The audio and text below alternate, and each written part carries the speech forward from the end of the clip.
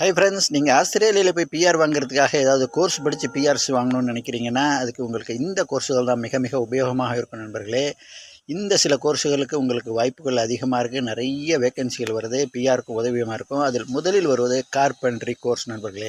அந்த carpentry course எடுத்து படித்தா அது உங்களுக்கு கொடுக்குற பாயிண்ட்ஸ் உங்களுக்கு பிஆருக்கு ரொம்ப உதவியாக இருக்கும். இரண்டாவது ஹெல்த் கேர் கோர்சஸ் நண்பர்களே.